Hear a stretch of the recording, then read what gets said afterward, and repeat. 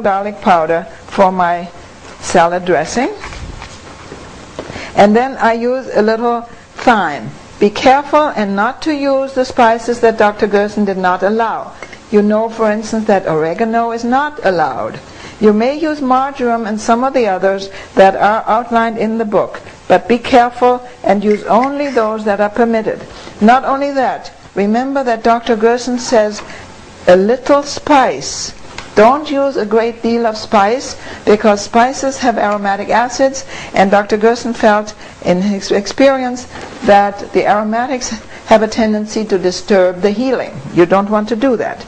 Now, I fill up my jar with water. So we have about 1.5 ounces of vinegar, and the rest is water and herbs. Now that goes along with some onion, goes into the beet salad. And now you want to vary the amount of onion according to the patient's taste. Some people like more onion, some less.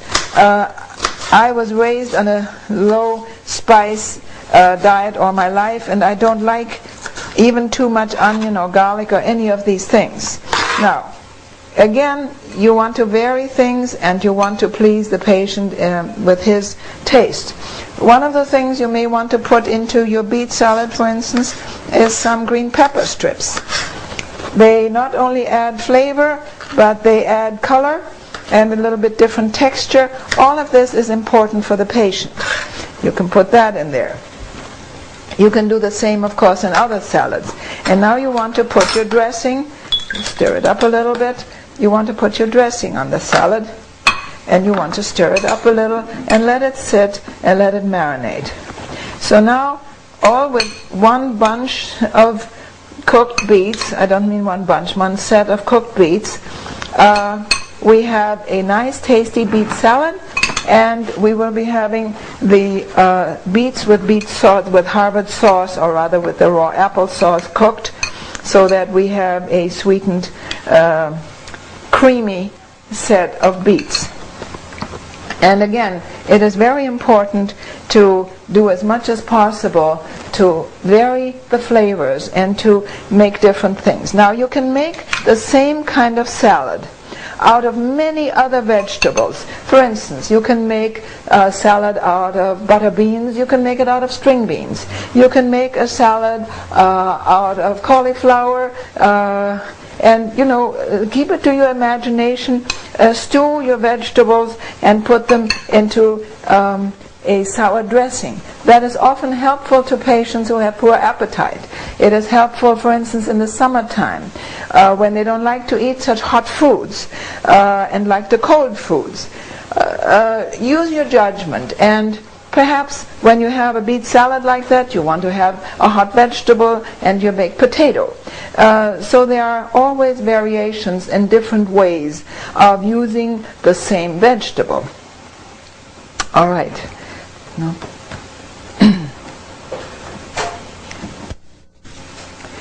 Okay, in the meantime, our coffee is ready. So I'd like to show you what we do next. I take a strainer and I put a cloth, and you'll see that it's been used many times before for coffee. It doesn't wash clean, it's perfectly clean. And I simply pour the coffee through the cloth. Now, it doesn't all go through. All right, we have a little bit much here.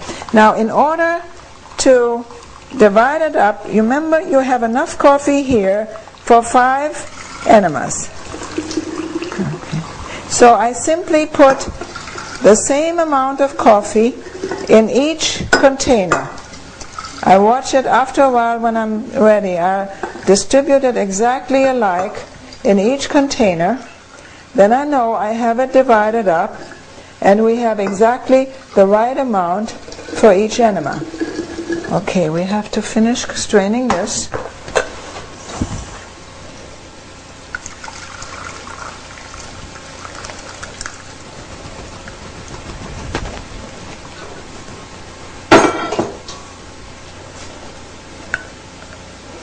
Take takes only a moment. Now I'd like you to see that it's not difficult, that you have the same amount of coffee in each. Now we make sure that that's what we're getting.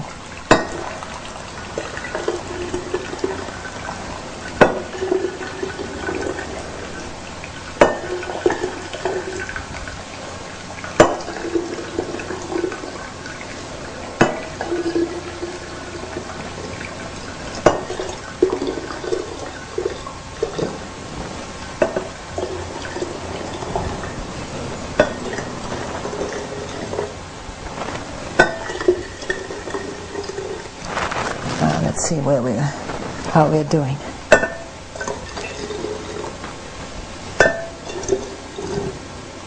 As you can see, it's a little bit difficult at this angle. I'm spilling a little, but you don't really want to do that. All right, now we have 5 equal portions of coffee. We know that we have 3 tablespoons divided up into 5 separate parts, and also at the same time these bottles are quart bottles, so when you're ready to use it, when you're ready to make up your enema, you simply fill it up to a quart. This is your concentrate, and now we're filling it up. Here you have your quart of coffee ready to go. And you can, of course, keep the coffee for the day. That's no problem. If you keep it for longer than a day, you want to refrigerate it. Let it cool, of course, before you put it in the refrigerator. All right, we get rid of this. And now I'd like to show you, in the meantime, the applesauce is ready. The apples are cooked, that is. And I'd like to show you the use of the Foley food mill. It's a very simple little machine, and the advantage of it is over a grinder, like a, what do you call it, the emulsifier, not emulsifier, the food processors. It does not put the skin through into the food. The skin stays behind. Now, applesauce is an extremely valuable material. For instance, when a patient has digestive problems, or if a patient has diarrhea, oatmeal and applesauce is the best kind of food. And you must, on the other hand, not grind up the skin. But these machines, the Foley food mills, keep the skin back. So you have now your stewed apples all ready, and they simply go into the food mill, into the Foley food mill, and you mash it up. Actually, exactly the same thing happens when you mash up the soup.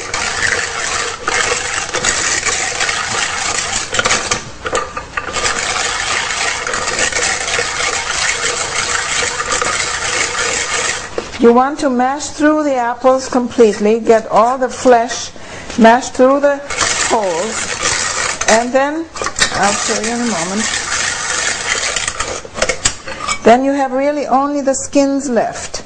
Can you see the dry skins are left in there? And all the applesauce is now in your pot. And you have a nice, smooth, nice consistency applesauce, which is good for dessert. It's good with oatmeal. It's good as a snack. It's good as a evening last thing before you go to bed, or to be on the night table for a snack if the patient wakes up at night, or whatever. It's a very nice, easy to eat, delicious applesauce, and as you could see, there's nothing in it but apples. Now, there are always a little bit problems at different times of the year. Clearly, if you use the apples in early August, sometimes late July, early August or so, the apples are going to be fresh, new, and sometimes sour. Then you may need to use a little bit of sweetener to go with the applesauce. It's best, especially with diarrhea, not to use sugar sweeteners, especially no honey. But in that case, you can't use the apples, the fresh, new, sour apples. Then you have to use the older apples. as far as juice is concerned, the best and healthiest apple for the juice is McIntosh. In the west of the United States, McIntoshes are not as common. They're more common in the east. It is not so good to use the golden or red delicious apples. They are very sweet for the juice. They're fine for applesauce, for eating raw, for using in meals or so on. Very good. But it is not so wise to use the very sweet apples for your juice. However, there are times of the year when the other apples are simply not available. Then you have to use what you can find. Now, in the earliest part of the apple season, when the apples are still a bit sour, it's sometimes possible to find the new apples and mix in some of the old ripe ones. That way they're not too sour and you can get a good juice or a good meal, applesauce, whatever, by mixing the two together. And I also want to point out that there are many different kinds of apples, and all of them are wonderful fruit. Again, the only kind that is not too suitable for juice are the red or golden delicious. All the other apples are fine, and the best ones are McIntosh, the Greenings, and the Jonathans, and so on. Some of the apples are a little bit mealy and less juicy, like the Rome Beauties. Naturally, it's not so good to make juice out of apples that are not very juicy. So you want to keep in mind something else too. Just to show you here, I use the white onions, the brown onions peeled to put in the soup. Onions are fine if you'd like to use the red onions. You can use brown onions. You can use white onions, raw or cooked. There's no special one kind that's any better than the other, except for flavor and for color variation, and just again to keep the patient interested. And that is always extremely important, to keep things tasty and interesting. Now I'd like to show you also how to make potato salad. In order to prepare all this, I had to cook these potatoes ahead of time. Salad is better and tastier if you cook the potatoes fresh and they're still hot when you put the dressing on them. Once they're cold, they don't pick up the dressing as well, and they're not quite as tasty, but still they will make a good potato salad. So you can use them that way.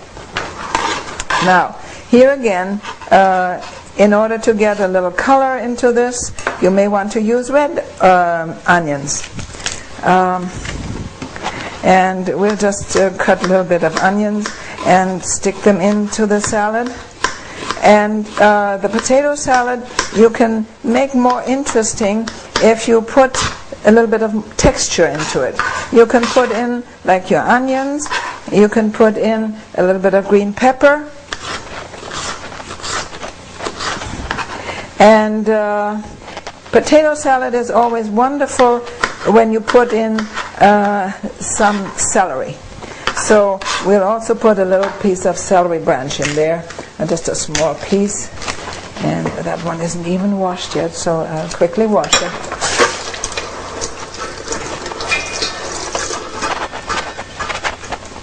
So you cut also a little bit of celery in there, and you can see that the important thing here again is color, texture, and flavor. Now you get good additional flavor with your celery, with your onion, with your green pepper, and then of course you will want to put your dressing right in there. And again, it is tastier and nicer if you have your potato just freshly boiled and hot. It picks up the dressing nicer, and it's a nicer salad.